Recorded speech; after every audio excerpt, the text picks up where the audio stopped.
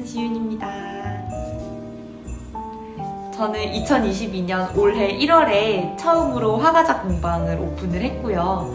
그 뒤로 사계절을 지나고 새로운 겨울을 맞이하고 있는 초보 사장이에요. 1년 차입니다.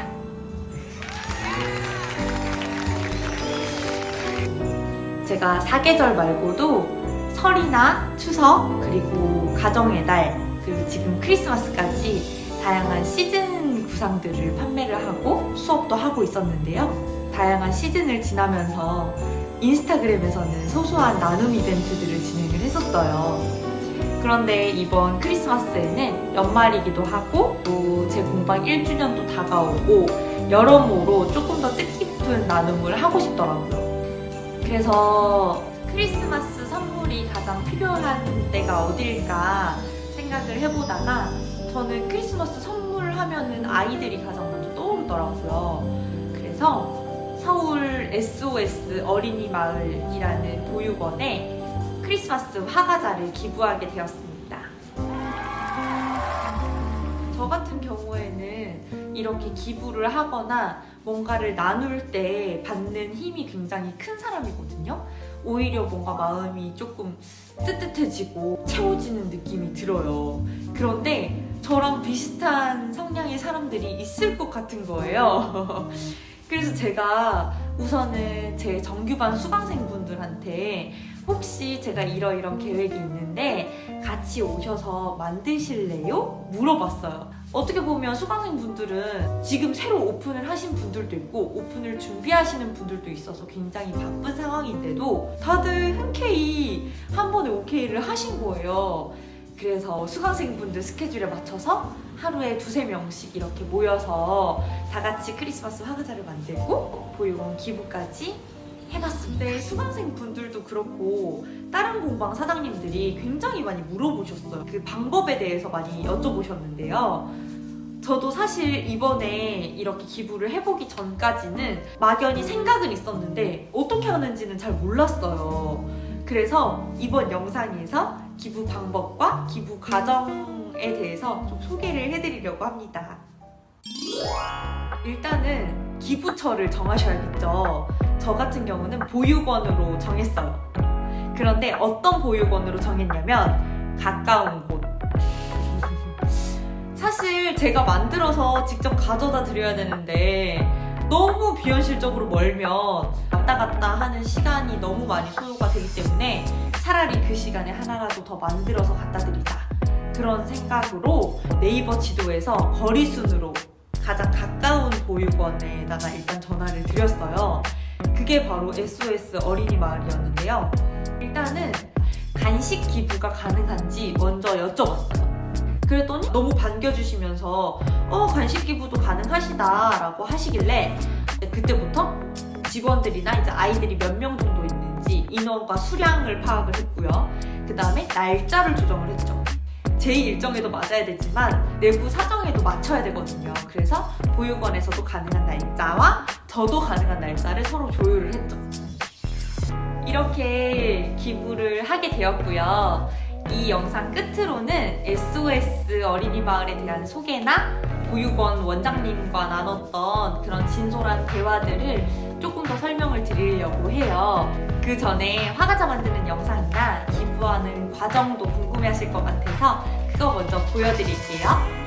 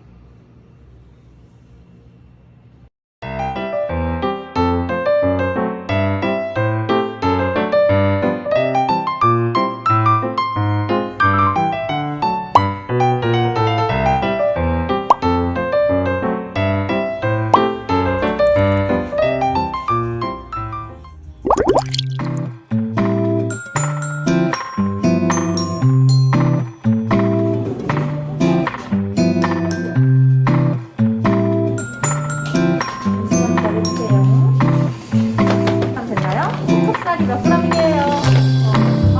맞아요. 오.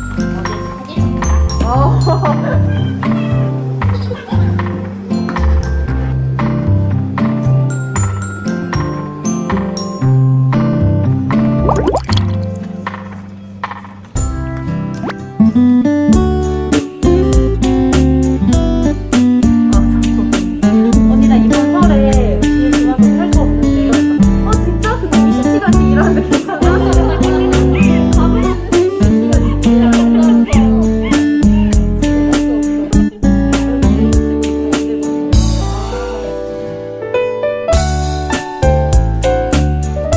달라지는 짝이 여기 입구에 이렇게 있으면 감싸고 찢을 수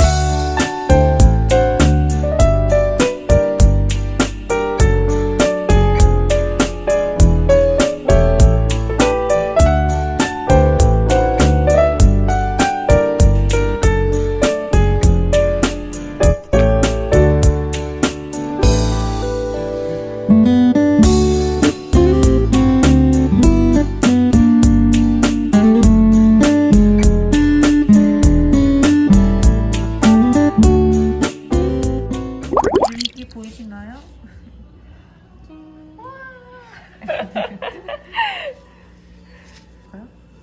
네, 좋아요. 칼을 들기.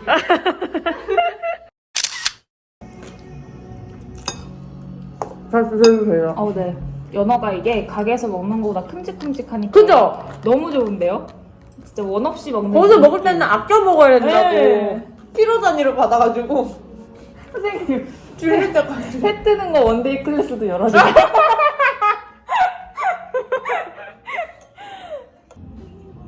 지금 우리 한 5시 반까지만 쉬다가. 아 좋아요. 1분 남았어. 저기 2분인 줄 알았는데. 안 하려고 계시네. 2분인 줄 알았는데. 2분만 쉽시다. 네네. 나는 달릴 걸 알기 때문에 2분만 쉬고.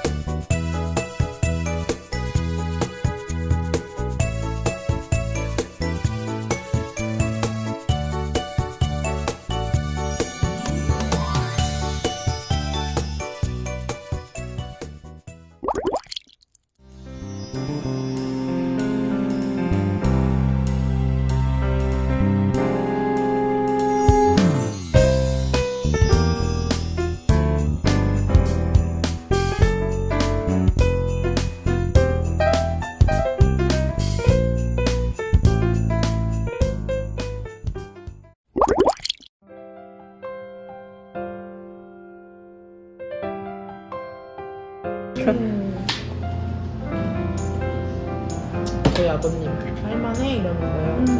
아버님 저 진짜 너무 재밌어서 퇴근하기 싫은데 맨날 해야 돼요. 근데 그런 말이 너무 감동적이다. 퇴근하기 싫다는 말이. 퇴근하기 싫어요. 아쉬워서 퇴근해서 그래서 더 하고 싶은 것 같아요. 그러니까 내가 그만이 아니라 가야 될 때 그냥 네. 가는 거니까. 그래서 더 열심히 하게 되는 것 같아요. 게임 봐 맨날. 엄마 오늘 돈 많이 벌었어? 엄마 오늘 몇 개 팔았어? 이러면서. 그 손님 한 명 있었어요 이랬더니 아니 한 명 있으면 어떡해 돈을 많이 벌어야지. 그래서 저는 설명을 해서 엄마는 한 명이 사가면 많이 사가야겠다. 이런 거야? 그럼 킨더조이 몇 개 살 수 있어? 킨더조이 몇 개 살 수 있게? 킨더조이가 이제 그 단간에 환율을 이제 킨더조이로 환율을 계산을 해야 돼요. 저는 수업 끝나고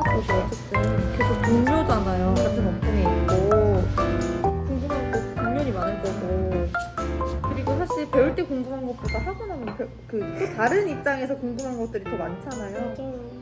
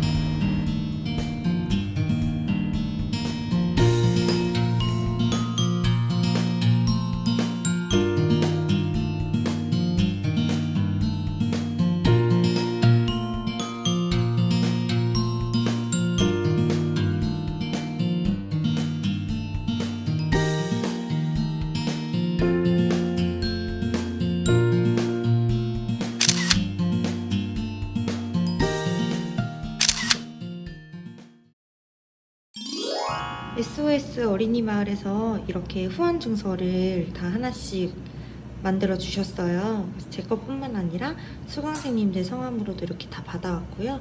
그리고 2023년 새해 달력까지 이렇게 다 주셔서 달력이랑 후원 증서 같이 수강생님들께 잘 전달 드리도록 하겠습니다. SOS 어린이 마을은 한 시설 안에 모든 아이들이 같이 지내는 시설은 아니고요. 가정의 형태로 각각의 가정에 5명에서 7명 정도의 아이들이 생활을 하는 그런 가정이 10가구가 넘게 있다고 합니다. 이 아이들끼리만 지내는 것은 아니고요. 거기에 이제 양육을 해주시는 선생님이 계신데요. 이 SOS 어린이 마을에서는 선생님이라는 명칭을 쓰지 않고 어머니라는 명칭 안에서 실제로 엄마의 역할을 하면서 지낸다고 합니다. 이 어머니들은 다른 가정에서 출퇴근하는 것이 아니라 독신으로 지내시면서 정년퇴직할 때까지 보통 10년 넘게 아이들이 엄마로 지낸다고 해요. 이 어머님들은 사실 일로만 생각한다기보다는 정말로 아이들에 대한 애정과 그런 남다른 사명감 그리고 책임감으로 그렇게 생활을 하시는 것 같아요.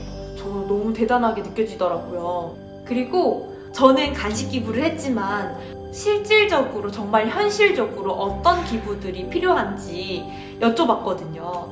그랬더니 원장님께서 정말 솔직하게 얘기를 해주셨는데요. 지금 우리나라의 이런 아이를 보호하는 시스템은 탈시설화를 추구한다고 합니다.